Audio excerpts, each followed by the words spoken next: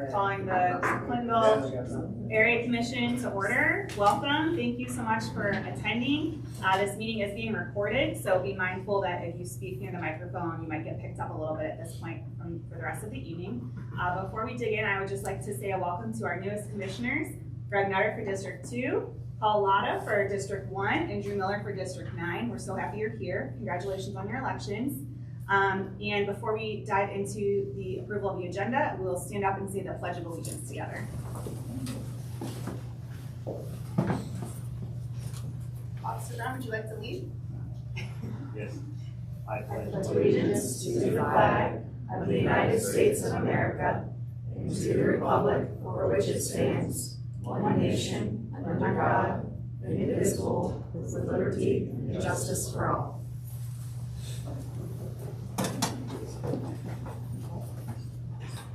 I have two small notes of change on the agenda. Under consideration of resolution 2023-05, I had accidentally listed outgoing Chair Botero, and incoming District 1 Commissioner Latta will be leading that portion of the agenda. And I apologize that the announcement of the next meeting, I had today's date. It will actually be Thursday, February 1st, 7 p.m. in this room. Thanks to Commissioner Nutter for catching that. Are there any other changes to the agenda? None being said, the agenda is approved, and we will move on to Commissioner updates.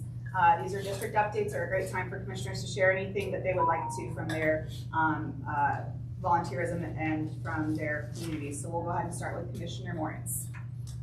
Commissioner Mark Moritz from District 6. Only two updates. I was contacted by a resident from Courtyard Estates about parking in the trailer park and directed the resident to the city's Departments of Zoning. The complaint was that there was not enough parking for visitors. Just past the gate in the fence near Whetstone Park, near the fishing ponds. That's been replaced and repaired. And it looks nice in the dark. Commissioner Miller? Yep, Drew Miller, District 9. Thanks for the introduction. I'm happy to be here. I do have a few updates. First, BJ White has been very helpful helping transition me into this new role. And BJ and I had some time to get together over the holidays to just try and hand some things off, although BJ said I could keep her on speed dial in case there's some things I need to reach out to her about. So I did want to provide a couple updates. There's some new concrete pads going in at Sharon Meadows Park. Some of the residents there were a bit surprised to see those going in. Those were a result of about a year ago, the Parks Department is installing some new benches and picnic areas there. So there's some caution tape still up around there and some dirt piles, but we're excited to get those going in Sharon Meadows Park. I hope BJ can maybe later show a little bit of her success with the railroad ties, the stockpile there along Indianola, which appears to be shrinking. So that stockpile of railroad ties is getting a lot smaller, which is great. I did have one resident reach out to me about litter at the Coda bus stop at Meadowlark. I reached out to Coda, and currently, we have some great volunteers in District 9 who go out and pick up litter, and that seems to be kind of a trouble hotspot right there. So that was the reason we reached out to Coda. Coda did respond and say that that location does not have the ridership to warrant a trash receptacle designation. So they kind of said, they forwarded us an application, said if you'd like to fill out an application to volunteer to pick up trash, you can do that. So that was nice. We'll continue to look at that and try to make sure that those bus stops stay right around there. And then finally, just a couple updates from Graceland Shopping Center, the Longhorn Steakhouse. It looks like it's almost complete. I think maybe just a rumor that it might be opening in the spring, although it looks a lot further along, so that's exciting. And then Mutz & Company is open also, and they have a self-groomer there, which I heard is not functioning yet, but it will be here soon. Thank you. Yeah. Commissioner Cole? Yeah, Hugh Kroll, District 4. It's interesting that you say that about Meadowlark? The bus stop. The bus stop? Yep. Yeah, because the bus stop at Torrance and High is always trashed, and we always pick it up, me and my wife. And we there used to be a trash can there that Coda picked up.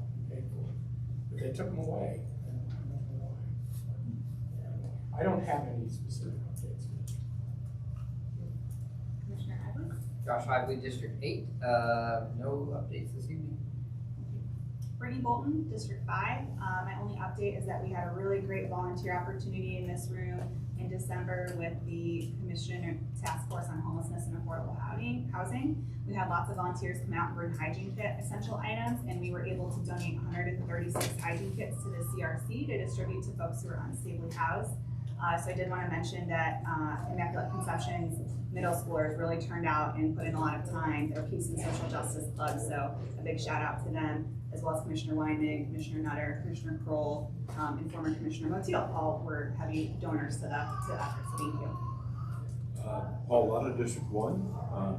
I too met with outgoing Commissioner in my spot, Dave Otero, and we kind of put our heads together and try to keep continuity going. The only thing I have to report is that the Yellow Springs Brewery Tap Room and Kitchen is now open in my district, so I haven't had a chance to try it yet, but I'm looking forward to it. That's it. Thank you. Commissioner Nutter? Greg Nutter, District 2. I'm just excited to be part of the commission and look forward to working with everybody on it.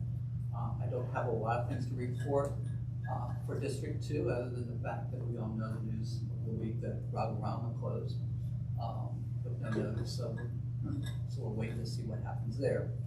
As far as I know, we're talking about Columbia Gas project on West Weber and Doris. I drove down there today and I saw the sign up there where before I tried to drive down there and the road was closed because of some repair work. So I'm anxious to hear more about that project. But that's it. I'm just excited to be here. Thank you. Thank you. Commissioner Wyman? Mike Wyman, District 7. I don't have anything to report. Thank you. We will go ahead and move on to the approval of our past meeting minutes. Thank you to outgoing Secretary Piper for getting those together and helping transition to Commissioner Moritz to present them this evening. So shared with all the commissioners, or with the all commissioners, I got feedback from Commissioner Lee Osborne. I think everybody else, so it was good. There were no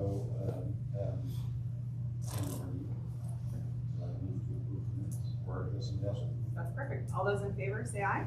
Aye. Opposed, same sign.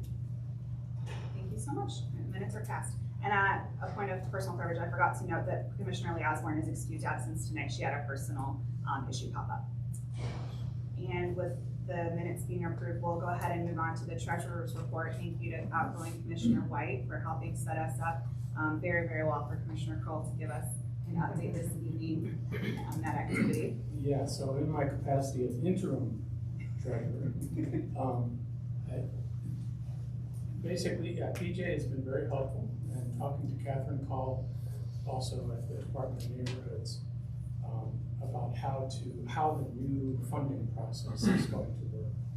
And there is a new funding process for all area commissions across the city. Basically, the treasurers are no longer will have the power to procure, have power over the accounts and doing accounting.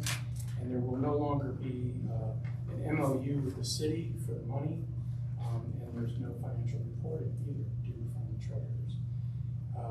And I'm not sure, David Huey is here, he can probably speak to how long that's going to go on or whether it's permanent.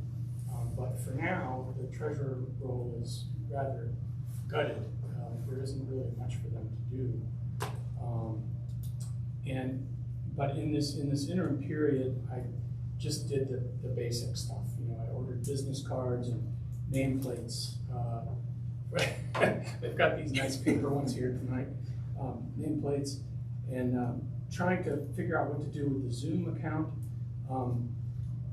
We had a Zoom account that BJ White set up when she was chair during COVID, and it was very helpful during that period. But we don't seem to use it very much anymore, and it is $16 a month. So consulting with BJ and with David Huey, we ended up closing it down. And we can always open it up again if we need to. Hopefully we don't need to. But and website administration, we're trying to figure out how to transfer that. We would like to stay with the current vendor, which is Ellie Knowles at Centipede Graphics. But I don't know whether the city is going to go with that suggestion or not. Haven't heard. And then finally, the P.O. box that we use primarily for elections, isn't that right? That lease goes through, current lease goes through August this year, so there's no immediate need to change that over, but I'm gonna track that for the city and let them know. Anyway, that's all I have. Thank you so much. We unfortunately had to defer a very important piece of business last month, which was our farewells to our outgoing commissioners. I know we have one in attendance. I do want to note I had it prepared, but it's weird that he's not here. I'm not going to read a speech, but I did want to say a very public and resounding thank you to Commissioner Dave Otero from District 1, who chaired the CAC this past year and served for many years prior to that, and has been a long-time community volunteer. He led with a very expert background as a well-known architect in the city of Columbus that he never lorded over any of us or made us feel inferior about, and was extremely collaborative, I think, among the commission. One of the first things he did when he came to the chair role was take me out to coffee and sit down and ask me what I thought the commission should be doing this past year, and I think he did that with a lot of us, and was just a really collaborative consensus builder. So a huge thank you to Commissioner Botero, and I will be dropping off at his place a gift card that the commissioners put together for the new Yellow Springs Brewery. So hopefully he can try it out if he hasn't yet. And I believe Commissioner Kroll had some words that he would like to share about Commissioner White. Maybe, actually, we'll save her for last since she's in the room. We'll go to Commissioner Moritz next to talk a little bit about Commissioner Piper. So I had a very short note in appreciation of Commissioner Pfeiffer, and one of the reasons I want to thank him for doing all the work of being a good secretary. One of the reasons why I offered to do that for the coming years, because he made it look so easy. He also did a great job in terms of onboarding. I just took over for him for 1 month in June, and he met with me in the Global Gallery and took all the time to explain everything in great detail. So I feel, if the commission agrees that I serve as secretary, I feel very prepared. I also know why he's not here, because he really looked forward to spending time with his family. And so of course we will miss him. But I know that I will see him at the Valentine's Bike Trail where he runs. Where we run into wildlife. And wildlife is not just deer, but also beavers and cute animals. So,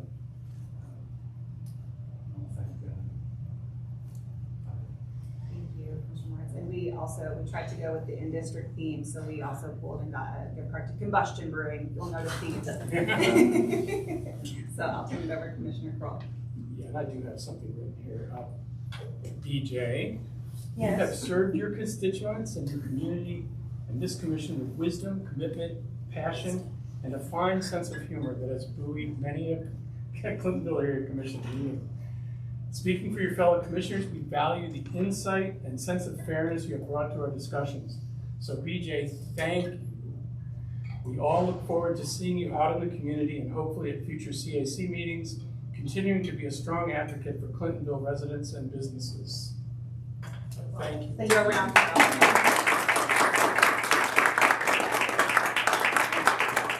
We didn't get you a brewery. It's District 9 for you. It's District 9. But I will put in a plug for over the counter. They do have beer. Commissioner White, since you are here, is there anything you would like to say? Outgoing Commissioner White, is there anything you'd like to say while you're here? You know, I visited Michael's, and they had a sale on these little shadow boxes. If buy one, get one free. It's still going on. And the nameplate that you see up there, I took mine, and I didn't think anybody else could really want it, but I took my nameplate, and I took a business card, both the front and the back side, and I took a letter that was written to me by State Representative Dave Leland at the time, that he had cut an article out of the Clintonville Booster of me on my bicycle when the Indianola Road Dive was complete. And it wrote a really nice note to me. And I put those items in the little shadow box, and I'm gonna keep them on my wall in my office, next to my real estate license, next to my college degree, next to all those things, because it serves as a relic for a 6.5-year journey that I will cherish forever. And it has been an honor and a pleasure to sit up there next to all of you. So thank you.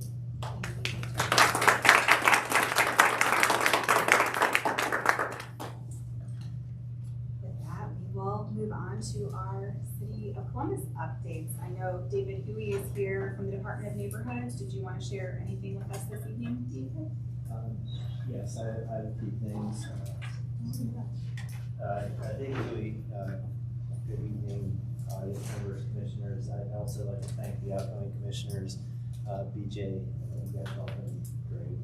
A few things about the budget that I could clarify. Yes, we were told by the city attorney's office sometime in July that we could not do things the way we've been doing it because it was against state code. So the process has been clunky. I'll take the sword for that. And yes, right now, you're going through your neighborhood liaison, who is me, but Catherine, as you know, is helping me. We hope to put together a committee with both fiscal staff and 3 or 4 commissioners citywide to talk about how we're going to do this permanently, because this is not the way we want to do it forever. This was just this is what we have to do right now to get money to you guys. And what that looks like, I'm not sure yet. There was another question. Commissioner Crowell, did you have another question about that? No, you basically answered my question. I wondered how long it was gonna go on and what the plans were. I know that. Web services. Yeah, you guys can still use your money. Okay.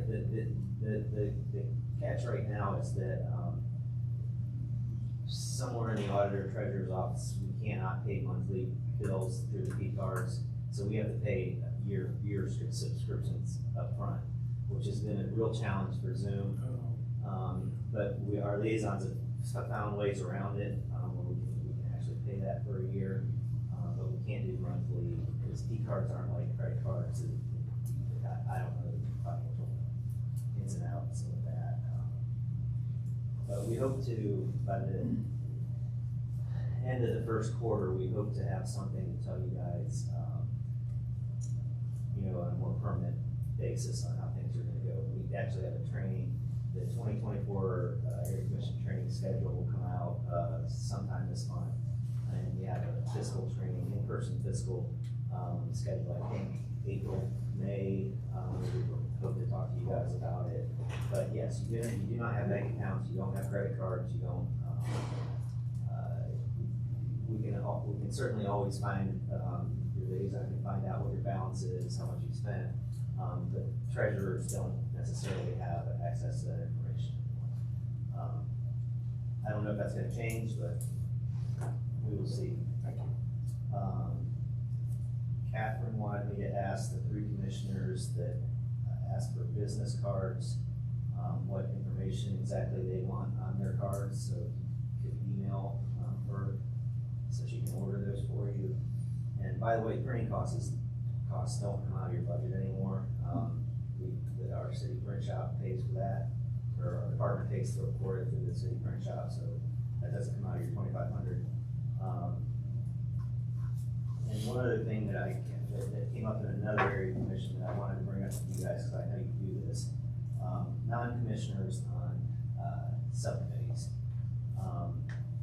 There was some questions about, since those people are not necessarily appointed by the mayor with the concurrence of council, should they count towards quorum? And the answer to that is no, unless it says so in your bylaws. And I didn't get a chance to review your bylaws, but whoever the bylaws person is, you can call me and I can tell you what language the city attorneys recommended. They basically want me to say, how do these people get appointed? Whether it's, the chair appoints the the subcommittee chair appoints.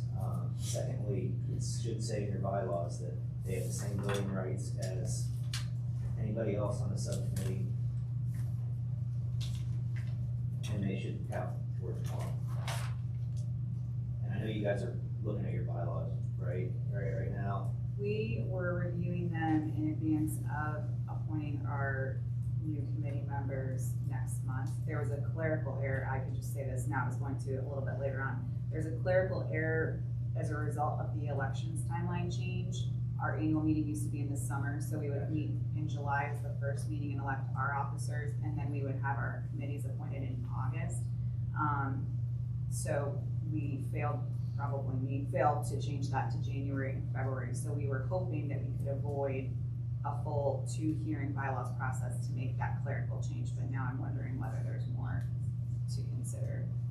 I mean, it does not say, it doesn't spell out how non-commissioners are appointed or have voting rights or count towards quorum. It should say that. And you can, some commissions want non-commissioners to have voting rights, some don't. It'll be up to the commission to decide. Just voting rights on the committee, subcommittees? On or the voting- subcommittee, yes. Or voting, right? Yeah, obviously they would not have voting rights in the full commission. I don't know that any of our committees vote except for zoning and variance. They make Recommendations. zoning doesn't take a vote to recommend to us. Is a voted recommendation the same as what you're referring to? Yeah, there's a vote on it, yeah. Even though we're not beholden to that vote, like our votes often. That's kind of why the city attorney decided that it's okay that they vote, because eventually the full body will make the final decision. But Rob was concerned that if it didn't spell that out in the bylaws, that it should. And it's not an emergency, but it's just one of those things that we've come across. And that's all I have, unless you have other questions for me. I think we have a question from Chairman Hardwick. So, could the zoning committee meet until we get that resolved? You can still do it the way you're doing it. Yeah. But it should be addressed in the bylaws eventually if it's not there. Okay. So I just don't wanna meet more than I'm allowed to, so. No, you're allowed to meet. I mean, there's probably more than half of our commissions have non-residents on subcommittees. Okay. And just it is kind of a sticking point in one of the controversial zonings, of course, that why does this non-commissioner get to make recommendations when they're not appointed by the mayor? And we're addressing this with each individual commission, and most of them don't have that in their bylaws that says, do they count towards quorum, do they have voting rights? And we just need to clarify that. Commissioner Wyman? I would quite, I made a 311 request for a left turn signal, heading westbound on Henderson to go southbound on Old Country Boulevard. I finally got a response today saying that since there's only been one crash there, they don't feel the need to put a turn signal there. That doesn't make me happy that that's the only criteria that they use is an accident. But it just tells me somebody sat at a desk, typed up accident reports, and that was it. No one actually went out, did a site survey or anything like that. So who would be the next person up the chain of command to take that issue to? I would refer that to Catherine, and let her contact, our liaison with public service, and see what the answer to that is. If there's just, I know that our traffic and engineering department rely heavily on crash data and, car counts, their engineers, and that's how they determine whether they stop light or a turn lane or, I don't think that's the only criteria, but, we can get clarification for you on that, but yeah, we're with Catherine on that. Okay. Any other questions from the commissioners for Mr. Huey? Any questions from the public? We can talk a little bit more maybe about committee process. as we arrive at it during the agenda here shortly. Officer Brown, would you like to address that? Officer Brown? Thank you, Commissioner. Thank you, Commissioner. I don't have much. I just sent out the last crime stats, the bi-weekly crime stats. It looks like commercial burglaries are still elevated. I know Burley is still working on that. They haven't made any arrests here as of today for those burglaries. They did look at them. They determined that none of those burglaries seem to have any links to them, so different suspects doing different burglaries. Also, I noticed that the theft of motor vehicles, theft from motor vehicles are on the rise. In fact, I talked to some block watch leaders today in regards to that. They're seeing it, they're noticing it, they've contacted me, I've checked the reports, they are on the rise. So I think next bi-weekly stats, you're gonna see an elevation in those crimes. So that leads me to remind folks that we wanna lock our vehicles, take our keys, hide our valuables. The Columbus Police Department has paired with Channel 4 to get out some information about theft from motor vehicles and also theft of motor vehicles. Because right now we're starting to see an elevation of theft of motor vehicles because of the winter months.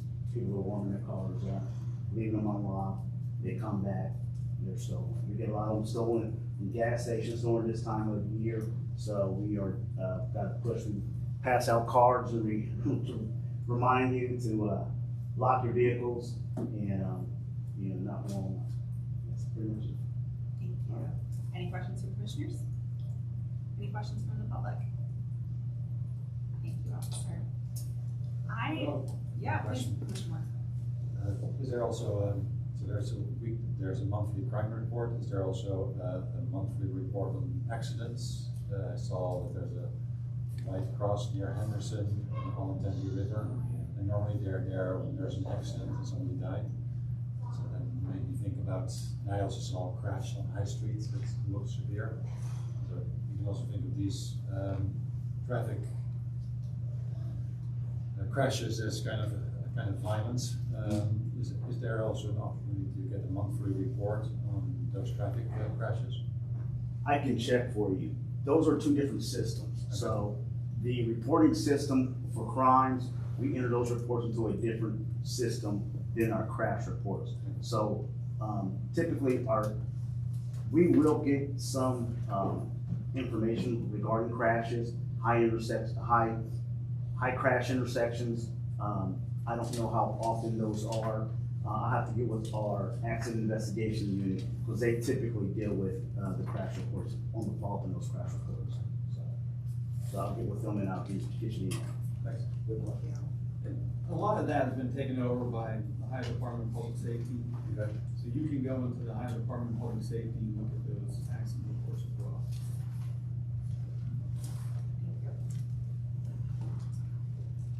I don't see anyone I know from the city attorney's office okay, wonderful, welcome, please feel free to. Hello, Can you Commissioners. Yeah. Yes, my name is Christopher Clark. I am the new Zone 4 attorney. As the police have expanded zones, so has the city attorney's office. So there's now 6 zones, 6 attorneys. I see some familiar faces in this room because I live in Clintonville, and so it's nice to see one another and put forth the work that we have to do in Clintonville. I've already received some complaints, specifically on 2907 North High, the empty lot near Giant Eagle, where there's a homeless camp there. I've reached out to CPD and our homeless liaison and code enforcement. We're working on that issue right now. But yeah, I just wanted to introduce myself, Christopher Clark, and I'll have business cards. For those who don't know what I do, or what our office does, is we enforce the city code. And so if there's any issues with housing complaints, whether that's an apartment complex, whether that's an individual house, whether that's a rented house, whether it's a homeless encampment. We deal with problem properties. Also problematic bars, problematic establishments. If there's an issue with the housing code, or there's a fire code or the safety code, then we enforce those actions. So if you have any questions, please let me know. If you have any issues, let me know, and I will get back with you as soon as possible. I think I ask this every time we talk about homeless encampments, but are there social workers or outreach medical teams going out to this site, not just clearing folks out, but giving them resources? Absolutely, absolutely. And yes, we have a homeless liaison, Marcus Johnson. I don't have his, I know it's Marcus something, Marcus initial Johnson, at homeless.gov. But yes, he is our homeless liaison. Rita Perez also works, yes, with making sure that people have resources. And in our office as well, we have 2 social workers full-time. Thank you. Any other questions from the public? Any questions from the public? Thank you. Thanks for joining us tonight. Thank you. Our next item on the agenda is the election of our 2024 CAC officers. We will be electing individuals tonight for the role of chair, vice chair, secretary, and treasurer. Is there any discussion among commissioners about these roles before we start making nominations?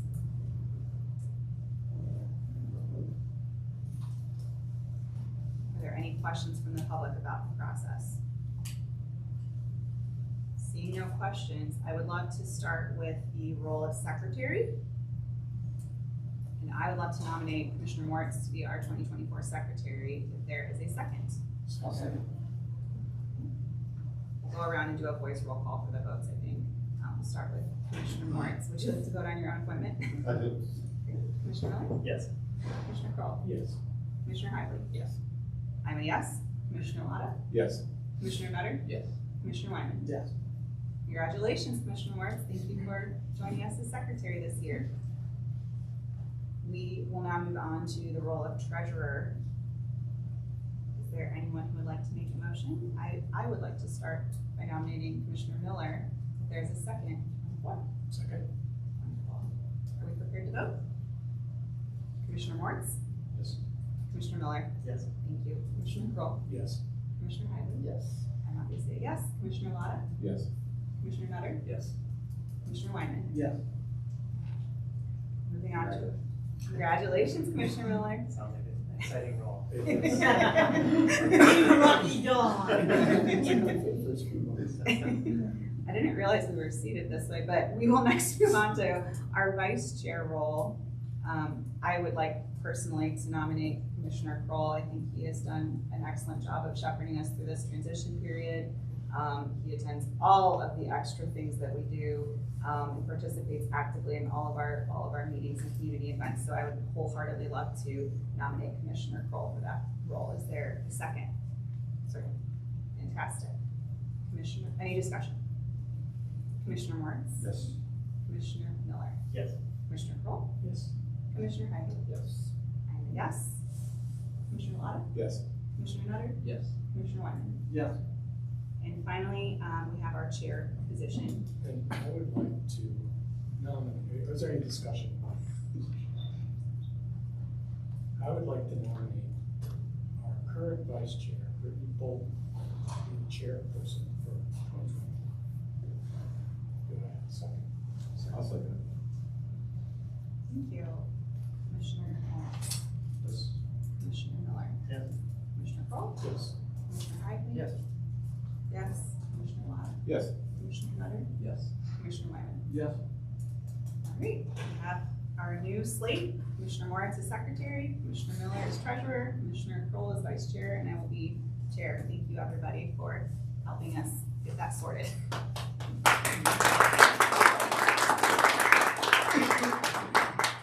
And our first duty and our new role is to appoint our chairs to our committees. So I did reach out and I CC'd the entire commission to our current 2023 chairs to see whether they would like to continue serving in their roles. I heard back from almost all of them, and I would love to go committee by committee and make the motion that we reappoint each of those chairs and have a roll call vote on those. I'm happy to do them as a group. Would any commissioners like to single them out one by one? I would like to have them singled out. Singled out? Okay, no problem. So we will go ahead and start, if that's okay with Zoning and Variance Committee. Stephen Hardwick has been our chair. I lost track of how many years now, the whole time I've been on commission. And he has done an excellent job, and I am very grateful that he was willing to continue serving in that role if so appointed by the committee. Is there anything that you would like to say, Commissioner Hardwick, before we? Committee Chair. Chair Hart, oh my gosh, Chair, before we dive in. No, I will, you need to point out that our main mission is to serve you and to give you the information you need, as well as to let make sure the public and applicants get timely, plan to continue to do that. Thank you, and I did not tell everybody that they needed to speak, but I just saw you right there and I thought I'd give you the opportunity, so thank you for jumping in on the spot there. Is there any discussion among commissioners about reappointing Chair Hardwick to the Zoning and Variance Chair role? I would like to add, for 4 years, I've been serving on the Zoning and Variance Committee, and I think Chair Hardwick does a really fantastic job, and he's very dedicated to it, and so I would support him. Any other comments? Any questions from the public? With that, we'll go ahead and do a voice vote, starting with Commissioner Moritz. Yes. Commissioner Miller. Yes. Commissioner Kroll. Yes. Commissioner Ivory. Yes. I am a yes. Commissioner Lotta. Yes. Commissioner Nutter.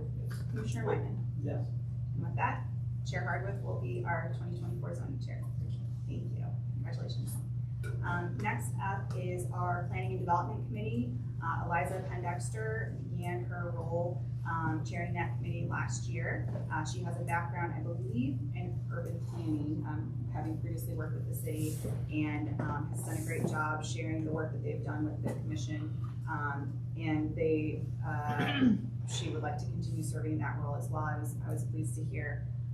So I would love to move that we accept her again, but is there any further discussion among commissioners? She's not here tonight, she couldn't make it tonight, but Commissioner Moritz. I've attended a number of the meetings, and I think she does a great job, and they put together the recommendation for the capital budget, and they did it in a relatively short time. They do a lot of research. I would support the reappointment. I also support the reappointment. I've known Eliza since she was Eliza Thrush. We worked together. She has a degree in archaeology as well. So she is very diverse in her background and very smart and very capable. And I would love to see her continue. Any other comments from commissioners? Any questions from the public? All right, we'll go ahead and vote to confirm Eliza Pendexter as our Planning and Development Chair for 2024, starting with Commissioner Moritz. Yes. Commissioner Miller. Yes. Commissioner Kroll. Yes. Commissioner Ivory. Yes. I'm a yes. Commissioner Lotta. Yes. Commissioner Nutter. Yes. Commissioner Wyman. No. Thank you. Our next committee chair is Melissa Dahl, who is the elections chair. She's an attorney by trade. She did a great job, I think, planning our new elections timeline and implementing that and working with us to get the timeline updated, and frankly, the bylaws as well, and I think the clerical error we'll talk about in a moment is mine. So I would like to reappoint her to her role. She was willing to volunteer again. Are there any questions from commissioners or comments from commissioners before we dive into that committee? As a candidate, my experience with her was really positive, and she was very helpful and fair, I felt, to everybody. Any questions from the public? Okay. I will move that, well, we're not moving. We'll go ahead and voice vote for Chair Melissa Dahl to remain in her role, starting with Commissioner Moritz. Yes. Commissioner Miller. Yes. Commissioner Kroll. Yes. Commissioner Ivory. Yes. I'm a yes. Commissioner Lotta. Yes. Commissioner Nutter. Yes. Commissioner Wyman. Yes. Thank you. Next up is Green Spot. I see Ryan Foshi in the room agreeing to continue co-chairing, and I thought I saw Annalise Kern. I don't want to put you on the spot. I don't know if you had a chance to see it. Would you like to continue? Okay, excellent. So Ryan and Annalise have done an incredible job, and not just with the fire stations, but public engagement around Green Spot, education with kids and adults alike. I know Commissioner Kroll has worked more closely with them, so he might have a little bit more to say about the technical aspects of their work, just based on your background as well. Yeah, Ryan and Annalise are the best of the best. They work really hard and think about these community issues of green space and biodiversity and environmental, cleanliness every day, and they come up with really good projects, and they're great at implementing them, and they have a lot of energy and a lot of commitment, and I'm really proud of the work they do.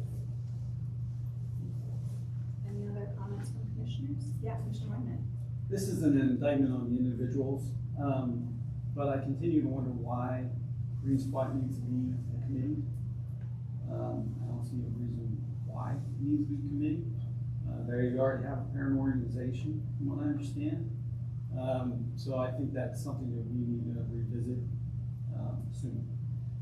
I appreciate that, and my understanding is that, and correct me if I'm wrong, Ryan or Annalise, or anyone else who's been in this space longer than me, but I feel that it was maybe at first spun out of an area commission objective. We have obviously. Please go ahead, former Commissioner White. So the Clintonville Green Spot Committee came into fruition as one of the 6 standing committees belonging to the CAC to help launch the initiative, the citywide initiative, Green Spot Neighborhood, Columbus Green Spot. And it was never intended to be a committee for perpetuity. It was intended to be a launch pad to kind of be promoted through and by the Clintonville Area Commission. And then as it created and became more independently sustainable through your growth, and obviously you demonstrated that you have the largest committee in numbers, that it was to be then relaxed and removed from a standing committee. That was how it came to be, and that was always the understanding. When Chair Libby Weatherhold began the committee, she's the one that started it as a directive by the Department of Neighborhoods to help generate interest for this committee. So it was never intended to be long withstanding a committee of the CAC. It was intended to be developed and promoted by the CAC, but then stand on its own. So I would agree with Commissioner Wyman that it probably needs to come into discussion. And I don't see that happening as a flip of a switch. I think they still need you, but they have their own social media. They have their own things that kind of create them as their own entity, and they are very interreliant and interdependent to their own standards. So it should probably be brought into discussion and maybe start to, Thanks for bringing that up, Commissioner Wyman, and Chair Boshi and Chair Tran. Maybe we can talk more about, please. Sure, we can talk about that at a future meeting. Maybe we'll talk about it within the committee first. Maybe get in touch with Libby, who started the committee in the first place, and then touch base with everyone else afterwards. Does that sound good? Great, thanks for bringing it up, and thank you for continuing to volunteer in this capacity. Congratulations on your leadership. The next committee to consider is the Tech and PR Committee, which is currently chaired by Ty Holbert, who. Oh, did we not vote? I apologize. Okay, we will vote on Annalise Kern and Ryan Boshi as co-chairs of the Green Spot Committee. I'm sorry, I thought that was part of the vote. Commissioner Moritz. Yes. Commissioner Miller. Yes. Commissioner Kroll. Yes. Commissioner Hively. Yes. I'm a yes. Commissioner Kuplata. Yes. Commissioner Nutter. Yes. Commissioner Wyman. No. Now we will move on to Tech and PR Committee. Ty Holbert has been the chair for a few years now and works closely with Ellie Knowles to keep our website updated and run our social media pages. And he has agreed to continue volunteering this upcoming year. He's not able to be here tonight, but I think he's very, very responsive and helps us troubleshoot things that I don't understand how to fix myself. since I help out with our social media website as well. So I would really like to continue having him serve in that role. Are there other commissioners that have thoughts on Commissioner Holbert continuing to work in this capacity? Any questions from the public? Okay. We'll go ahead and vote on Ty Holbert to continue in our tech and PR role with Commissioner Morris at first. Yes. Commissioner Miller, Yes. Commissioner Kroll, Yes. Commissioner Isley, Yes. and a yes, Commissioner Lotta, Yes. Commissioner Nutter, Yes. Commissioner Wyman. Yes. Thank you.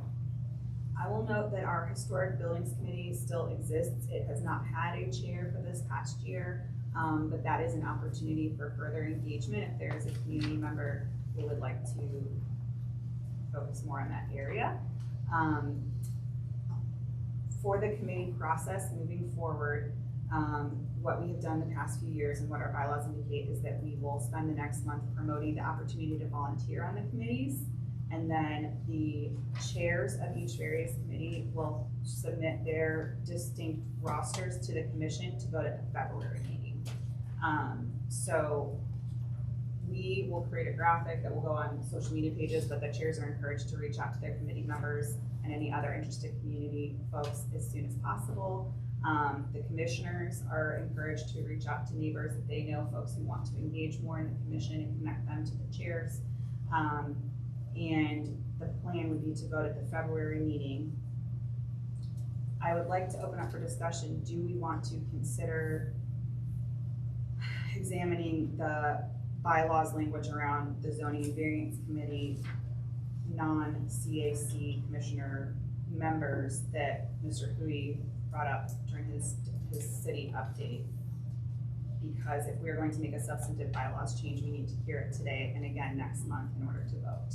So I don't want us to get behind. If we could hear it today, vote on it next month, then I think we could approve our rosters after that vote.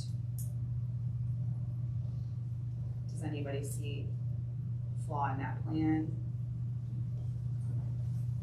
Are folks comfortable with that plan? Okay. So I will pull up our bylaws. And come down to committees.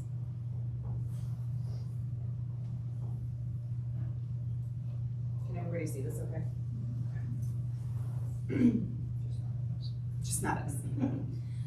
So currently, it reads, and if we're just talking about zoning and variance, the zoning and variance committee shall regularly receive, review, and make recommendations on all applications for rezoning, variances, graphics, and other zoning adjustment, appeals, and special permits located wholly or partially in the Glenville area. The committee will consist of no fewer than 7 and no more than 9 members. I believe that this at the end of this paragraph is where we should insert this language to describe the voting status of the zoning and variance committee members. Here's a question for David. Is there specific language that you can share? Should that be coming from the attorney's office? I mean, you guys can read it tonight, but we review all your bylaw changes anyway. And the city attorney's office has changes they'll let you know, but I have pretty clear language on what they'd like to happen. So You have that available now? I do. Okay. Great. all right, hang on a second. I'm going to add it as a comment and then make a clean version later because it's going to be ugly when I do this. Okay. By all means, Mr. I mean, I don't have the exact, Oh, okay. the exact language, but the notes I have here are,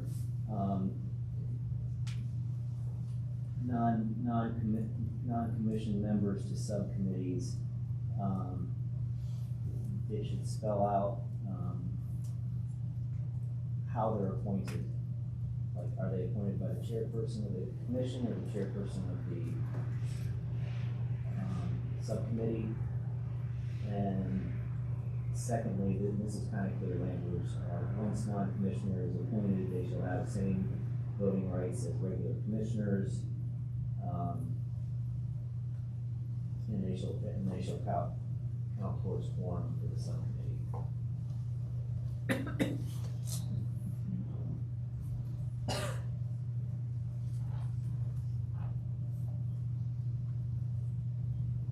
excuse me, standard committees, is that the right The term? same committee voting rights as commissioners.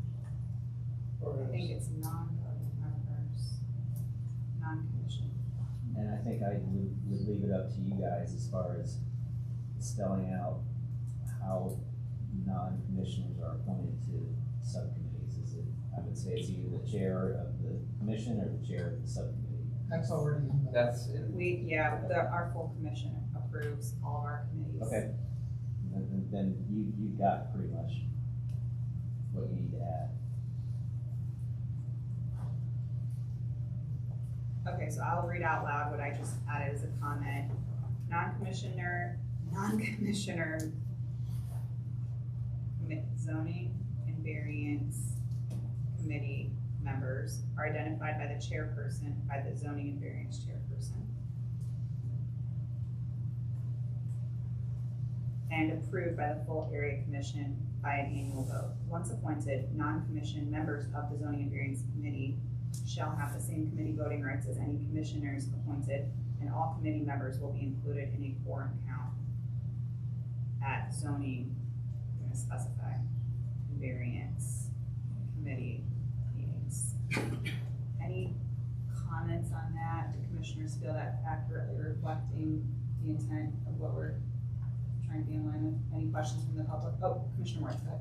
I would only remove person because chair is sufficient. I'm sorry, say that one time. I would only remove person because chair is sufficient. Remove person. Yep, I see it. Anything else from commissioners?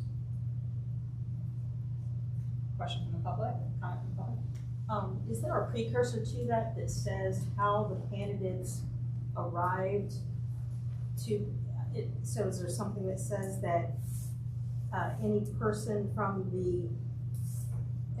interested in serving on this committee shall present to the commission a letter of interest, and when that letter of interest should be delivered? Again, Commission, the chair. that's in the committee rules that the commission approved, which I believe is the next item, from the next item. There's a process where the commission has to tell me what process you want me to follow to make a recommendation. 10 days before you vote your next meeting, at least 10 days, I have to consult with the chair and the vice chair, and 1 week before the meeting, I send everyone a proposed slate as well as the people who I did not recommend, so that empowers you to make the process. I think we can go through, since that's an election, that's a committee rule matter, and the commission controls the rules, I don't think that needs to be in the bylaws. Reflected here as well. I agree. Any other comments from the public? I think we already have in the bylaws that how the process for picking the members, and I think that could be redundant, and it's the one thing I know about putting contracts together, at least I think, you don't want to say the same thing twice in different words, Yeah, Are there non-commissioners on any other subcommittees? all of them. So you might want to make that generic as far as not just zoning and variance, but Here's the language. Okay. The commissioner chairperson following the January annual meeting shall appoint a chairperson for each of the standing committees established in accordance with these bylaws, which we just did. Chairpersons of the planning, development, and all these committees shall recommend to the commission members of those committees who may be commissioners or non-commissioners. So this is where that language should go. The language that we just drafted, we should keep it blanket across our committees rather than just for zoning and variance. yeah, just take the zoning and variance stuff out of it.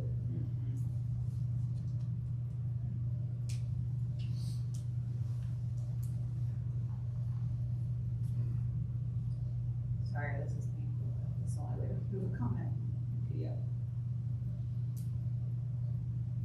And also, if we're making a bylaws change anyway, I think we can go ahead and include the clerical error that has the wrong month while we're at this. So this is going to go here.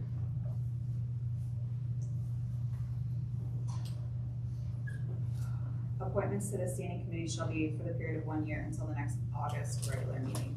this is what needs fixed.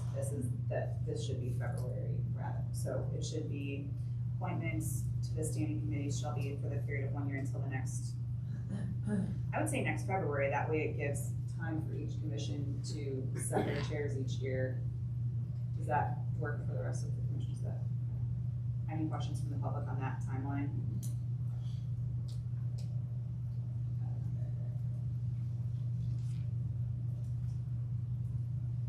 So so we've read this aloud. Are there any other? I noticed that there's a month that needs to be corrected in the zoning committee here. That's a 4A, excuse me, Roman V, number 5A to C, September meeting for, it should say that you vote on our rules at your March meeting instead of our September meeting, your September meeting. Can you tell me which page you're on, please? I'm looking at the proposed bylaw amendment, I'm sorry. It's in the variance committee. Roman numeral B, under. The committees, yeah, just, I see. So we're going down to B, okay. So the same paragraph. Well, no, it's under the zoning and variance committee. It's only under the zoning. So back up to the zoning committee.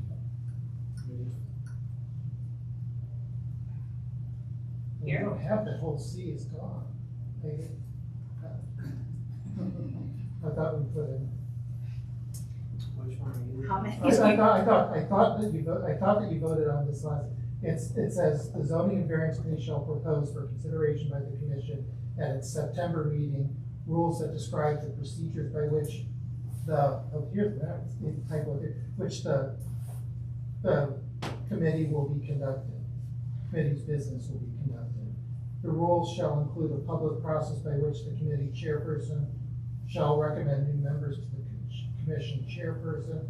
The commission may accept, reject, or modify the proposed rules. The rules for the committee shall remain in effect until changed by the commission. We voted on that. Yep. I know we did. I don't know why it's not here. I don't know why either. It should be. It should be. But it says September, that should be March. I also see one, I hope I can find an email.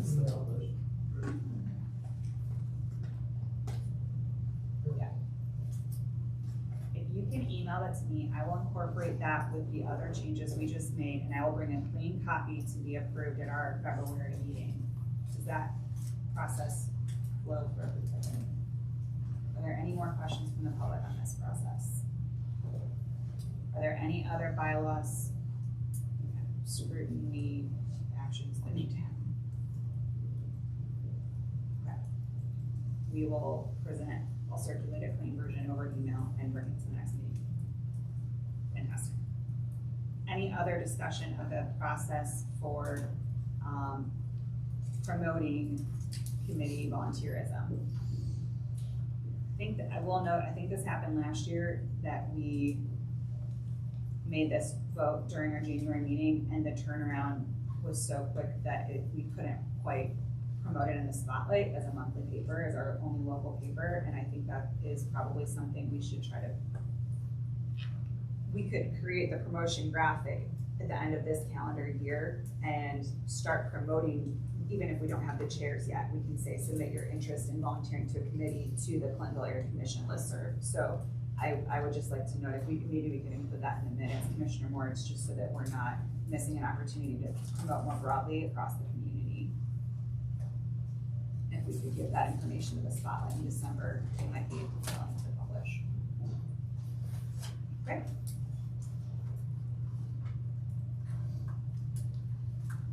Thank you to all the chairs for volunteering again this year. We'll go ahead and move on to our zoning and variance committee agenda.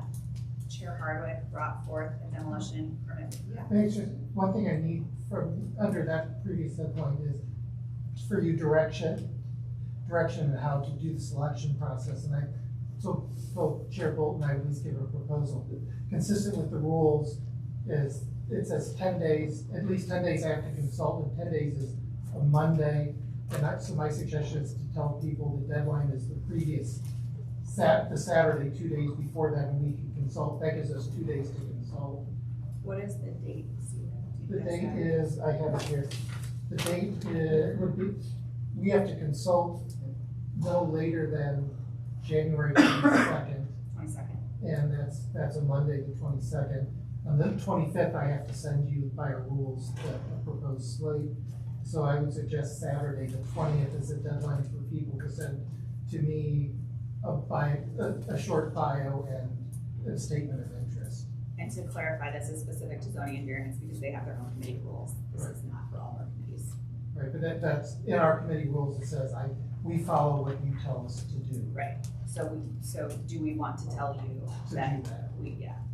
And what they did, yes, that's. Now I guess we have to suggest, if we don't have a full committee by the 20th for some reason, that I would assume we could consider late applications if there's not a full committee. I'm comfortable with consulting with you on that timeline. Are there any concerns from commissioners? If you're comfortable with that timeline, I'm comfortable working on it with you. Okay.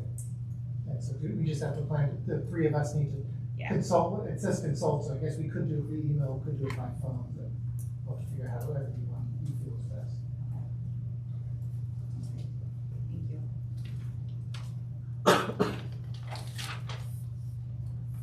And in more zoning and variance news, our item is a demo permit waiver, waiting period waiver, at 3936 Indianola Avenue.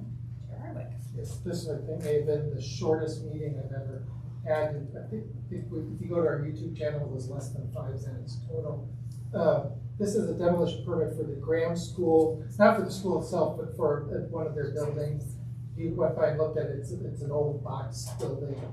The applicant did not come to the meeting, even though they got notice of it. I asked the committee members, do any of you have any questions you would want to ask them if they were here? And the only question is they would have liked to have talked about what they plan to do with the space, which we agreed was not a good reason for turning down the waiver. So we figured, we voted unanimously to recommend waiving the waiting period for them. And is the applicant here this evening? Okay. Are there questions from commissioners about this demo waiting period waiver? Oh, and we also let the Glenville Historical Society know about that, so that they did not write saying there any objections. So. I'm just curious, doesn't it usually go to the district commissioner and the chair to, if you can waive that waiting period without a zoning and variance committee vote? As our current commission bylaws say that only applies to residential accessory buildings.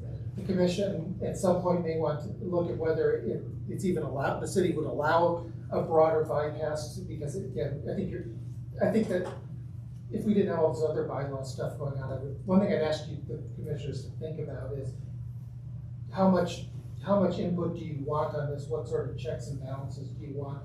Do you want to expand that bypass to other things or to everything? But that's a policy decision on your part. You clearly have the right to consider all of them, but that's okay. So that's why this goes through the committee. There is an abbreviated thing, is I don't send out mail notices, and this can go on the zoning committee agenda. I think it says the bylaws or rules say 48 hours before the meeting, so we try not to unnecessarily delay things, but it may be worth considering expanding the bypass if the city attorney allows you to do that. That would have to be a bylaws change. I have a question. So the applicant who submitted the waiver, did the waiver come from the city? We got the demo permit from the city, and I sent them a notice saying we would put it on our agenda. So did they come back and say, we want the waiver? No, we didn't, but we automatically run it through this process because I don't want them to.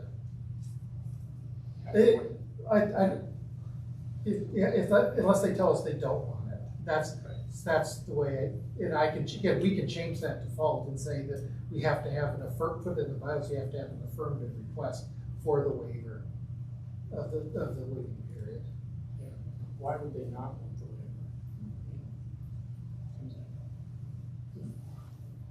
My thought on this is, I don't want a bureaucratic decision to stand, that no one disagrees with, to stand in the way of the ground school improving its property, the way, making its school better. But again, that's a policy decision that if you want to change our default on that, then I would be happy to change that. Mr. Rose. I don't see any reason to change the default. And how often are these types coming up versus the residential garage? Residential garages are by far the most. Right. We get more. And these are usually. Because I think in my time here, this is the first one I've seen. They don't happen very often. So maybe amending the bylaws or something that is happening frequently, is that? I would just caution that we did have folks, you know, when Chick-fil-A asked for their waiver, they wanted to come and comment, so I would just be aware of that. And there's also the risk with any commercial building that there could be a historic element to it that you would want, you know, Which is the reason why the waiver is in place. which is why it's there in the first place. I believe our rules, I think our rules actually, I can't pull it up right now, say that I send notice to the designated representative of the Historical Society. Yeah. So that our judgment about what's a historic building doesn't, we figure they would have, they would have, give them at least the opportunity to weigh in and say, slow down. Because the one time that I've seen this be useful is when there's a building on High Street and they wanted, it gave the impetus for the Historical Society people to talk with the owner about preserving, so could they preserve something of it? And that's the one time I saw this process help. Any Yeah, questions? Commissioners, so this is also something that's sort of come into question a little bit, as far as, sunshine laws, because, a lot, I'd say half or more of the commissions have a process in place where their zoning chair gets a demolition permit and they forward it to the rest of the commission. If there are no objections within a certain amount of time, that person signs it. And there's also, the demolition contractors, often put pressure on my staff and the chairs of the commission, because they get the permit and they're like, we want our money and we need this signed right now because we want to knock this building down tomorrow. I would caution that you don't have to do that, for one thing, and the city attorney has sort of warned us that that's sort of conducting business online, and you're approving permits without all these folks being able to hear about it.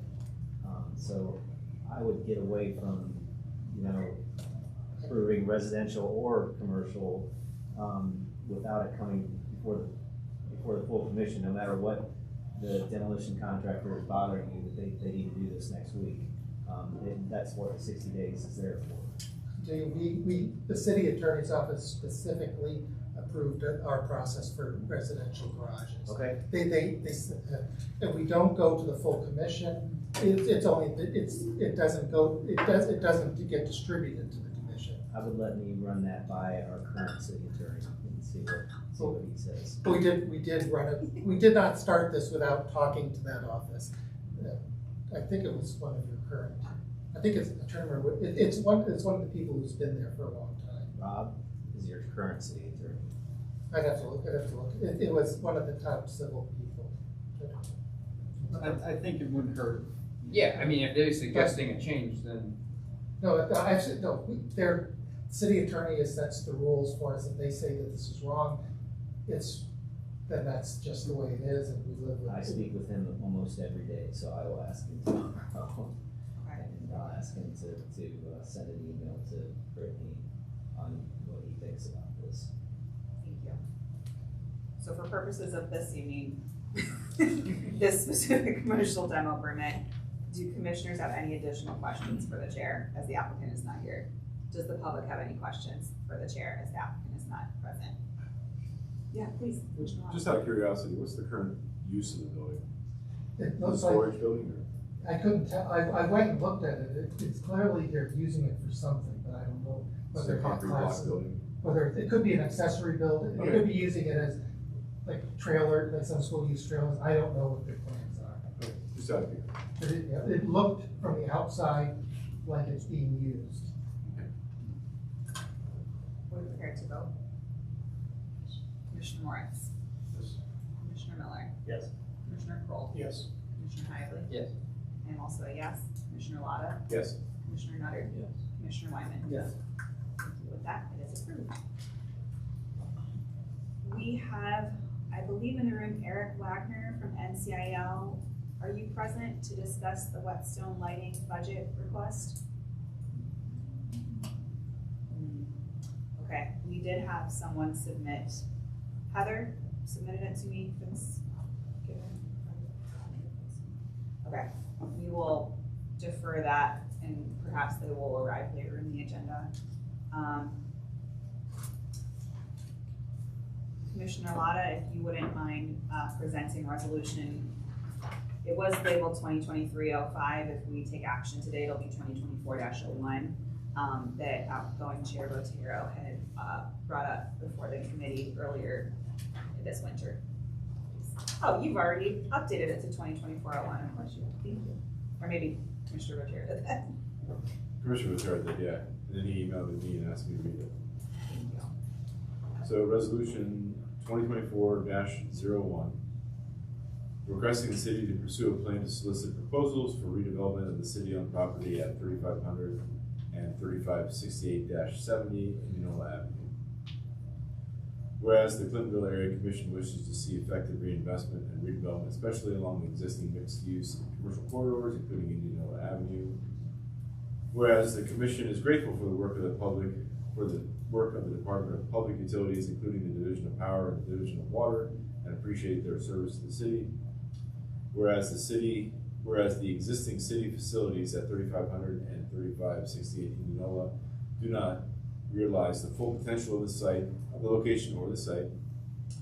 Whereas the Clintonville Neighborhood Plan encourages multi-use development of appropriate density consistent with the preferences of the community along corridors, including Indianola Avenue.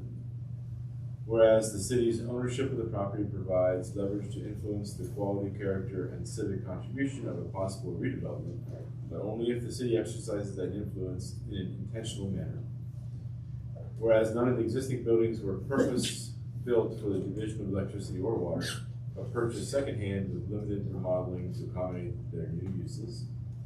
Whereas the availability of a combined parcel of 9.9 acres with 640 feet of frontage on Indianola Avenue can be expected to attract the interest of a broad range of development professionals.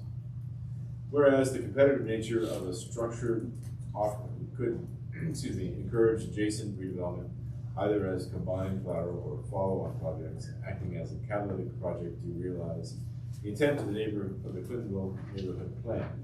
Therefore, be it resolved by the Clintonville Area Commission, 1, the Commission recommends that the City of Columbus relocate the Division of Electricity and the Division of Water from their current locations on Indianola Avenue and offer those vacated properties for redevelopment offers within a framework includes a framework community input and which is consistent with the Clintonville Neighborhood Plan.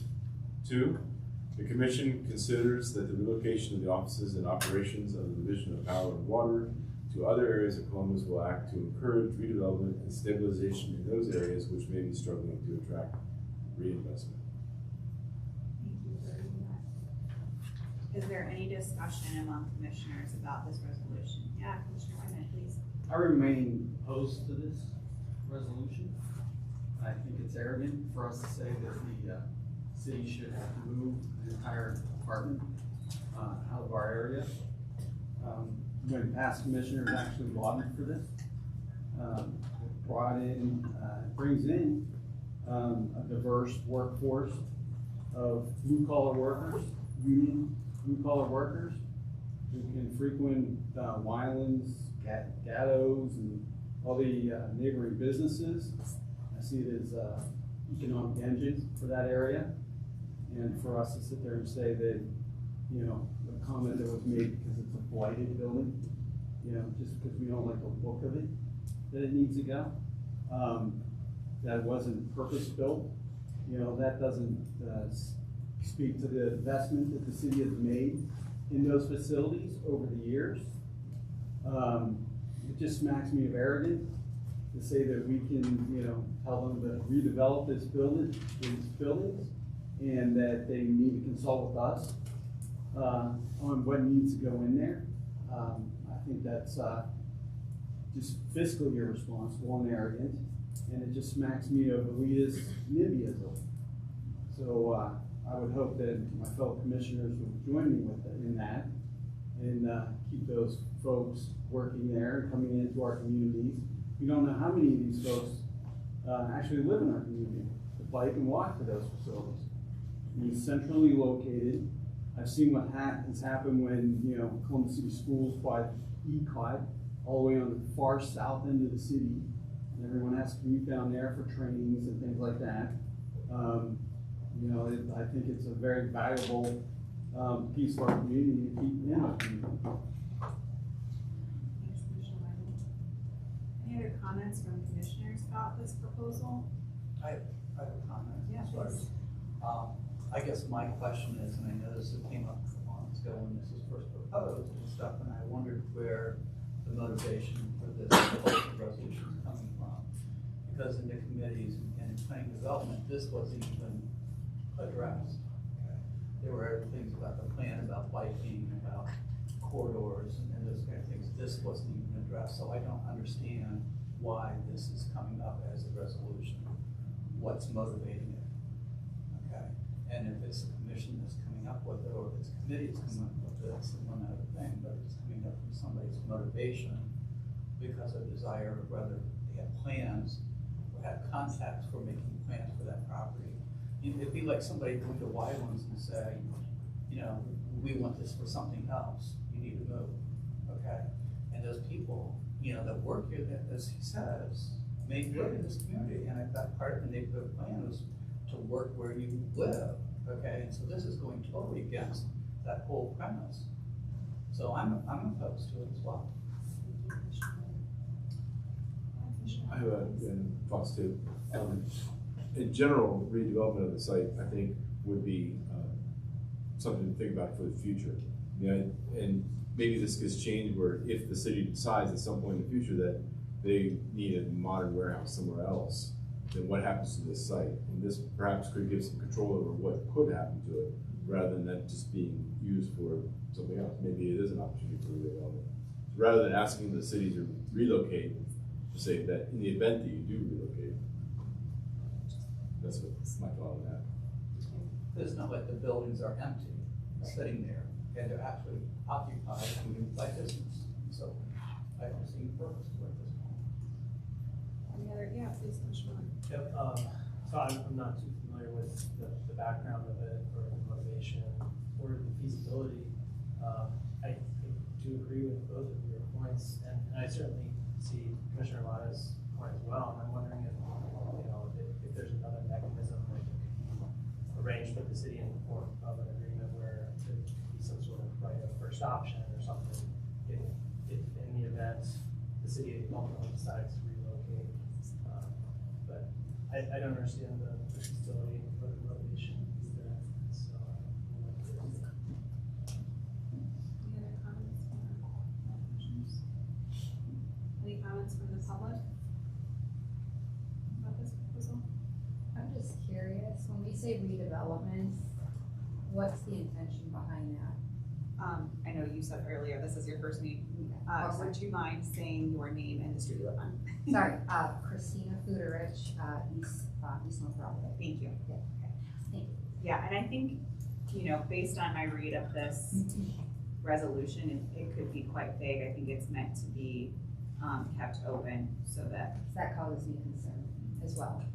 And to other points that were made, I would be curious if this grows any legs, how many jobs this would be affecting, and where do these people live? But when we just say redevelopment, I don't wanna see a 10-story building there. That's super high density, because then that just starts encroaching on everything else. And any other green space that's around, not that that's green space, but we already got that a little bit north of that location already. So yeah. Thank you. Yeah. Any other public comments on this proposed resolution?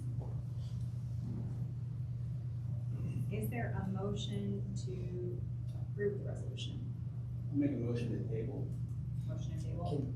Can I ask a question? Yeah, of course. Does anybody have a comment on the, I remember when we started discussing these resolutions, because I believe there was a series of them. Does anybody have a comment on where that started, or why we came up with 5 various resolutions? Some of them came out of the Planning and Development Committee, and then I think about others came from Chair Zero, former Chair Zero, so 25, usually speed of High Street, 25, this one, then is it? Library. The library. Library, Yeah. oh, yeah. The library and rec center were part of the rec center. The rec center was part of the Planning and Development Committee. The library was added. The shelter house was also. And we, as commissioners, any of us have the ability to propose a resolution at any point to bring forward as a group for consideration, only for public consideration and public discussion. So any of us are able to do that about any given topic. Yeah, Commissioner. I have a question for Commissioner Wyman. So why table rather than vote? Yeah, I'm gonna withdraw my motion to table. Okay. Thank you. Is there a motion to vote? My motion to vote. Yes. And there's a second. Okay. Commissioner Morris. No. Commissioner Miller. Say. Commissioner Kroll. No. Commissioner Higley. Yes. I am a no. Commissioner Lotta. No. Commissioner Nutter. No. Commissioner Wyman. No. Can you read us our vote total? Commissioner Morris. Got one. 16. So 1 absent, 1 abstain, 1 yes, and 6 no. Thank you. So the resolution does fail.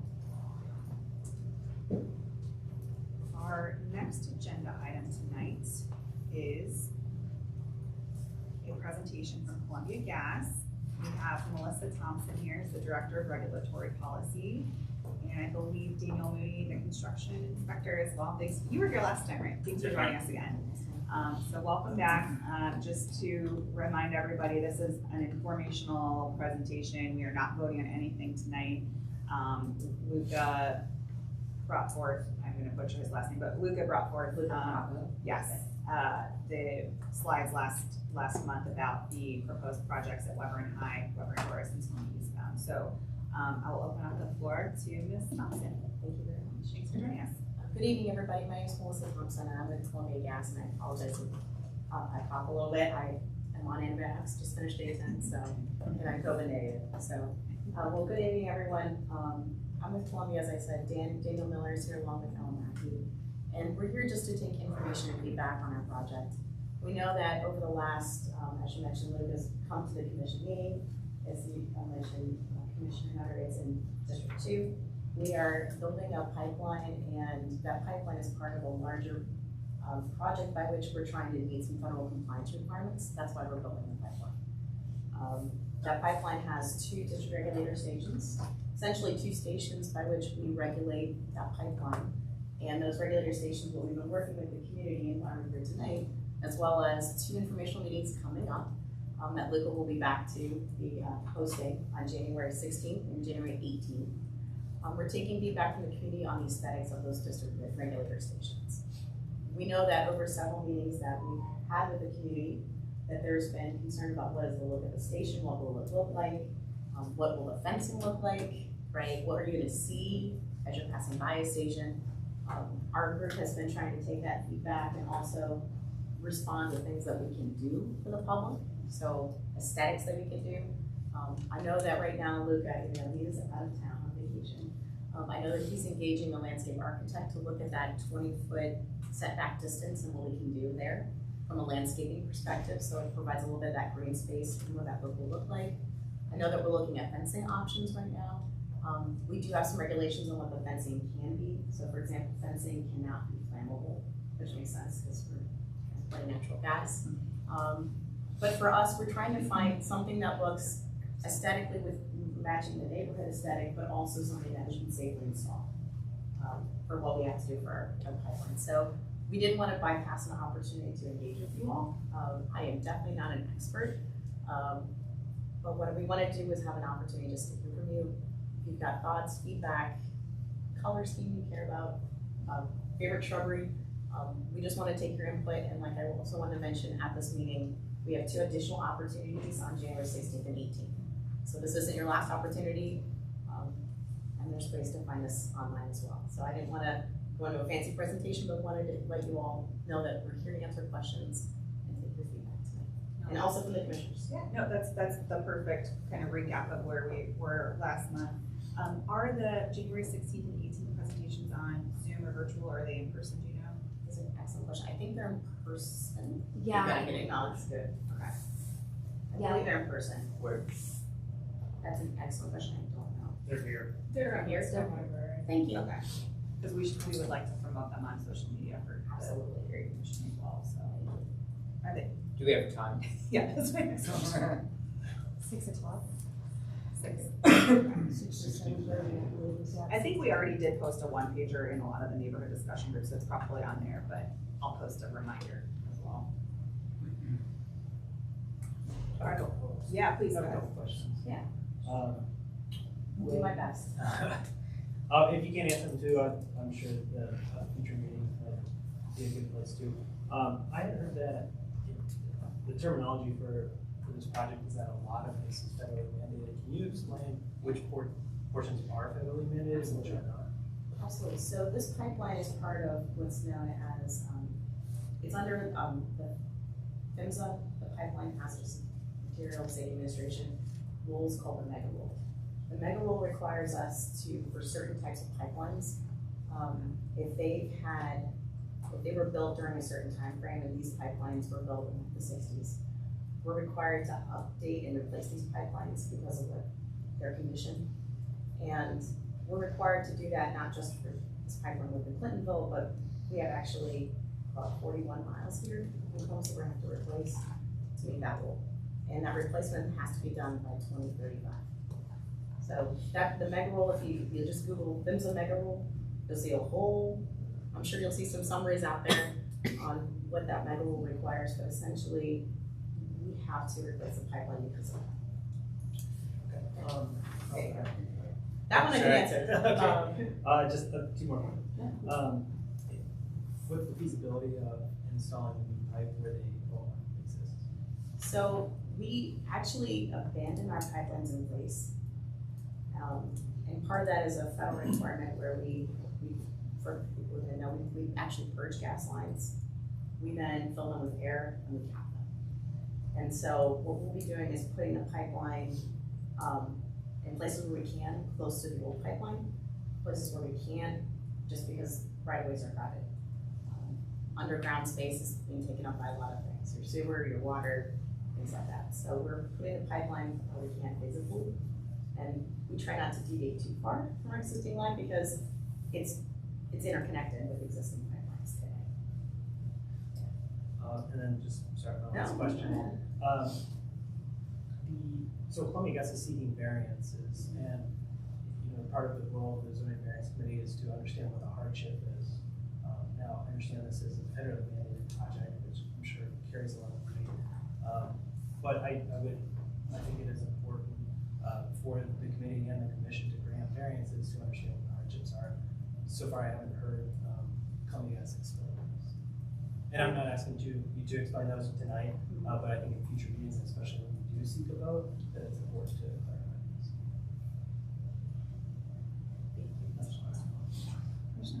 That's a nice segue because worked at Columbia Gas, and I think that the profit was half of that, or $500 billion. Or it was a lot, it was one of those days. So to make the argument of hardship will be hard, because one of the meetings that was led by Luca was somebody in the neighborhood mentioned that their property near the railway is for sale, and so that would maybe be a better location than in the middle of residential neighborhoods in Clintonville. And in the case of West Weber, I'm also thinking on the other side of the Tennessee River are parking lots, and I'd rather see parking lots converted to the stations rather than putting a station in the middle of a residential neighborhood. So I would like in saying that I understand that this is cheaper, but cheaper is not a reason. I'm not sure cheaper is a reason for hardship. I would like Columbia Gas to consider locations for these stations that are not in the middle of the neighborhoods. And there were references by Luca during the presentation here last month that other locations were considered, but these were the best. But he was not explaining what other locations were considered and why these locations were the best. The only reason he gave, this was cheaper. So I would like Columbia Gas to look at other locations rather than to ask us about what color gate, or what material gate, or what kind of green space we need for these places. I will say from a location standpoint, if we're putting a station in a certain location, it's from a gas, I'm not an engineer, but it's usually for a gas systems engineering standpoint, right? If we're putting a station there, it's to take the pipeline to serve the community in a certain strategic place. It has to connect to the pipeline, to your point, but it also has to be in a place where we can then use that station to distribute that gas to the neighborhood. I'm not an expert as to why those particular locations were picked. Like I said, I'm not an engineer, but I've taken it and we'll try it. Fair question. I understand the need for the project, and the pipeline is going to run right down my street. I spoke to Luca about the construction of that pipeline and the importance to not destroy the trees that are along the street. And I was told that the work will be happening in the street itself, and if any tree roots are encountered, there's procedures that are correct to excavate around tree roots. But I would have to echo what Commissioner Moore said about the location of regulation stations, and particularly the one that I'm very familiar with is the one on Weber and Indianola. And there's a property for sale just down the street against the railroad tracks, the former Petro Andes location. I don't understand the engineering. I'm not an engineer with the distribution, but there's nothing on the plans that shows a pipe going up to this regulation station from this new pipeline. So I'm wondering whether the pipeline is almost a separate project from the regulator of the station. There doesn't appear to be a connection from this new pipeline to that location. I can't answer. Yeah, I don't know. I know I'm not an expert. I can't answer and say, well, okay, the station has to connect to the pipeline. So to your point, if it's not shown, it has to connect to the pipeline that we're installing, because it's a station for the new pipeline. So I'm sorry if it's not shown on the. Yeah, I have the plan and profiles that were distributed for the pipeline itself. But I didn't notice a connection up to. I don't see an activation in Indianola or through the alley or anywhere to connect the two. And same thing on the other end. The pipeline is coming down 2 lane, going somewhere. But the West Weber property is not on 2 lanes. Regardless, if those can't be moved, the aesthetics become pretty important then too. And fence height, there's nothing worse than an 8-foot vinyl fence. And vinyl is flammable too, so don't avoid that. But like a metal picket fence would be more aesthetically pleasing. I think the comment you made about planting between the sidewalk and, I know the fence is being held back to be in line with the frontages of the buildings, of the existing houses, so some landscape there would be My understanding too is the fence doesn't need to be 8 feet tall either. They could just simply be a 4-foot fence. I was Or told, 6 feet. I was told this week that 8 feet is the minimum for a station. Because I asked that question. Well, there's a station that already exists there. We'll get to public comment too, don't worry. Yeah, so, again, my first thing would be find a different location. And second one, the aesthetics just really need to be looked closely at it. We're stuck with this one. That's all. Thank you, Commissioner Lotta. I, last month, and I don't expect you to know the answer to this, but I do want to bring it up. We had a resident attend, the meeting ran long, so we had a parking lot, some of it was not for public discussion, but it became clear we had a resident who was being displaced by this proposal, and I would really like to know how many folks are anticipated to be displaced and what are the plans for them. Will they be able to continue residing in the Clintonville community, because we already face a significant affordability issue, and citywide there is an access issue to housing, so I think that that's absolutely critical to assess going forward. Thank you. Any other questions? Yeah, Commissioner Nutter. Oh, sorry. Go ahead. My question follows along the same route yours was, because I drove down today to Weber indoors, okay, and saw the property, and that is actually a fourplex. So where are those people moving to? You know, as my understanding, that whole deal has not gone through totally yet. Okay, yet you're trying to make the presentation this is going to happen, and I think that you're jumping the gun a little bit. And so how the owners of the property found out was one of the residents told them that there's a sign in my front yard about the zoning variance. Okay, so I think that we're just jumping the gun a little bit on that. And I worry too about the displacement. I mean, my area is a dense area, because I drove it and I thought, oh my God, that's like a lot of people live in this district, you know, and how you have to weave through there. And so down at Doris and Weber, if you just go down like 80 feet, there's green space that, I don't know if it's a part of the dog park or if it's part of a parkland. And I don't understand why we want to put a station in the middle of residential housing. I mean, there's a house on both sides of the property. I wouldn't want to live next to it. And I'm sure, you know, are you guys compensated, is Columbia Gas compensating for the inconvenience for having this 20-inch gas line down the middle of the road where they won't be able to access the road or get to their house conveniently? So what concessions is Columbia Gas making to these residents? Yeah, I just wanted to follow up on your point. You mentioned the fencing material being non-flammable. That's the first I've heard of that.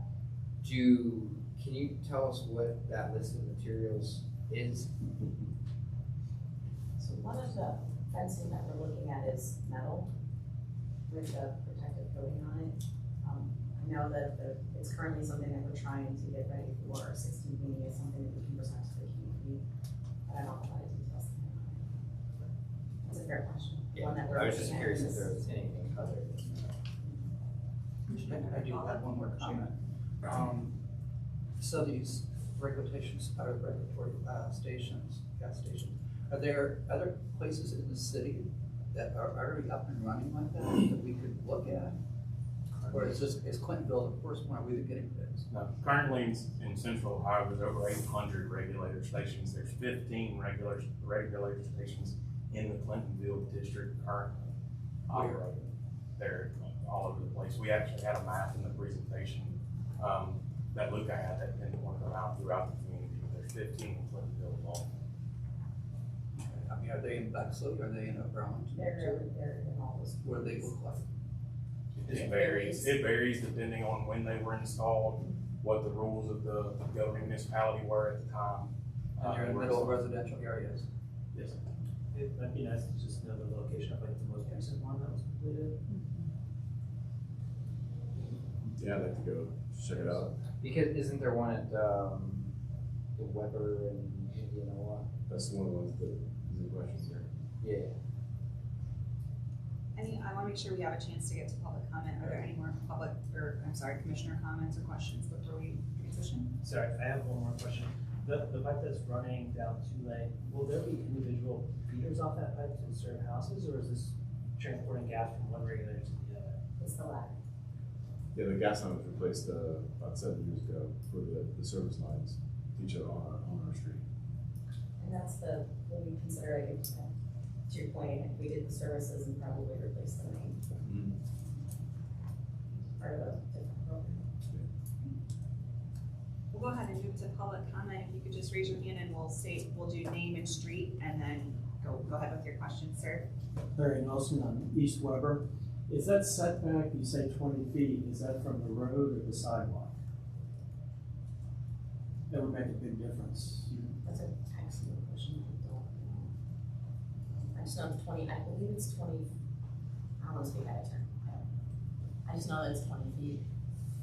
We're working with it. I know that the current setback places the fence line or the property line in line with the residences in the area. So I don't know if I that's don't know from if the it's 20 feet sidewalk from or the the street. sidewalk or from the. That would be probably from the street. Okay. Well, yeah, probably.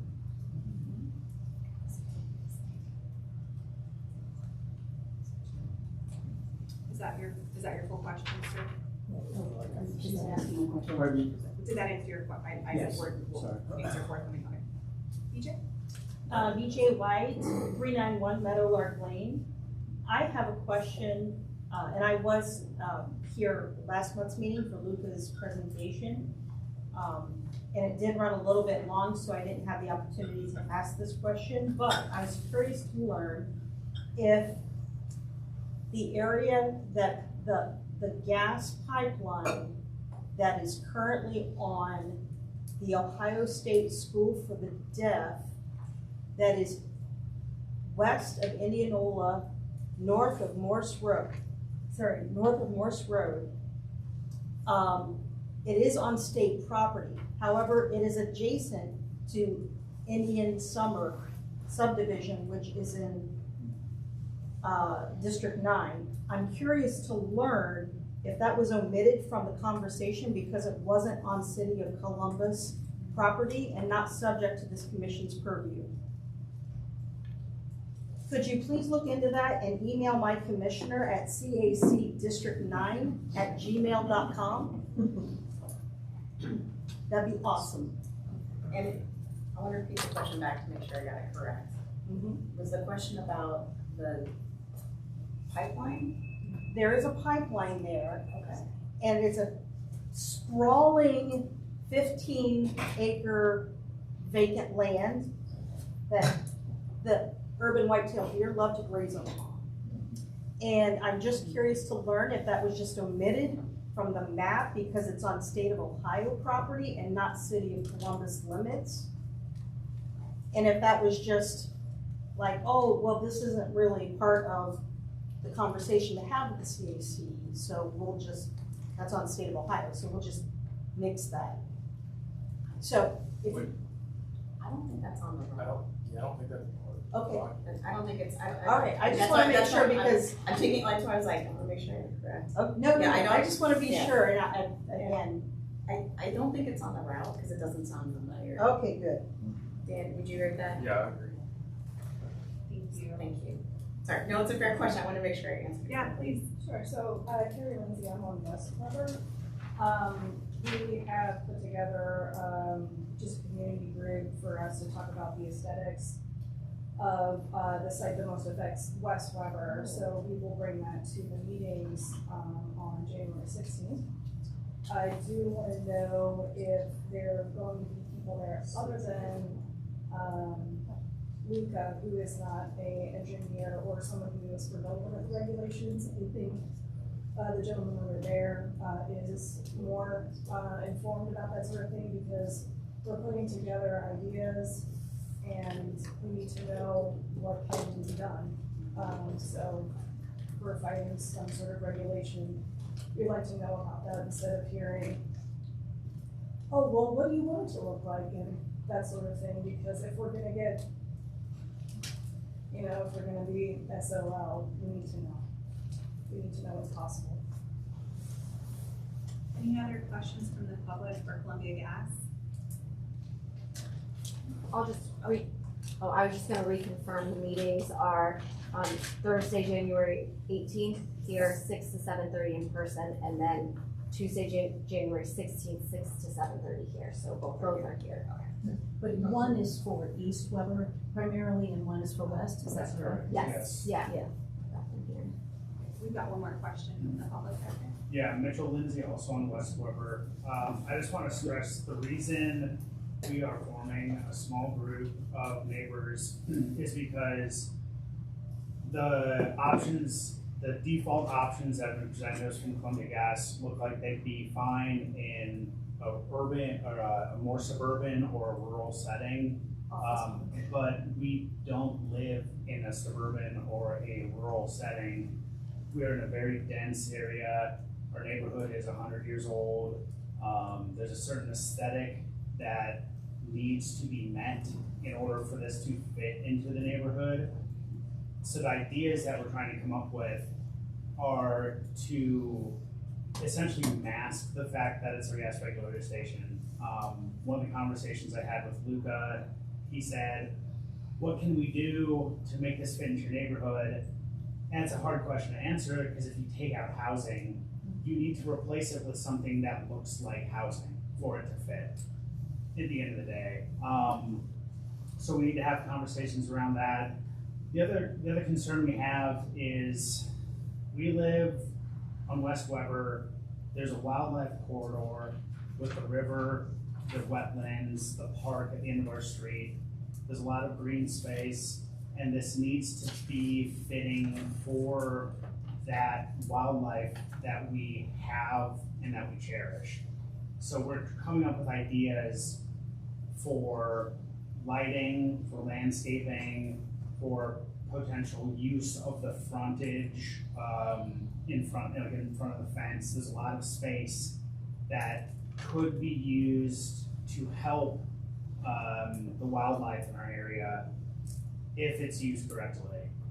But we need to kind of know what is and isn't possible in order to come up with a reasonable plan for that area. Thank you for your comment. Any additional public comments for Columbia Gas? Chair Hardwick. The zoning, because it's currently will be on the agenda of the zoning and variance committee. That's on January 24th. That's a Wednesday. Make sure I got it.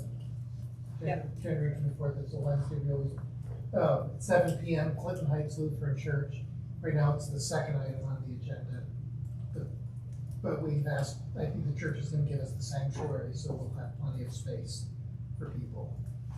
Big names in Clinton Heights. That's great. Clinton Heights Lutheran Church. That's at the corner of Clinton Heights and High Street.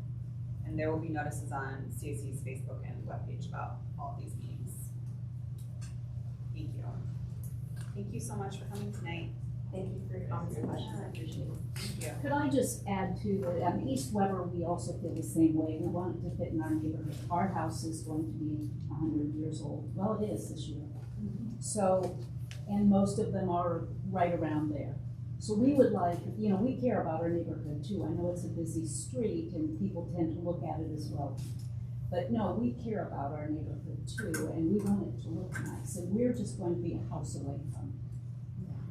So, yeah, that should answer enough. I mean, what do you want next door to your house?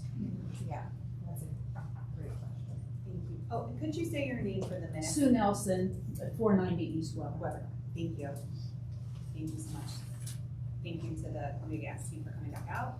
And I will note our next meeting here will be here at 7 p.m. for the full commission on Thursday, February 1st. I apologize for the typo in our agenda. We do have a couple more minutes if there was additional public comment and any other items that did not get covered tonight. Yes, please, Mr. Margaret.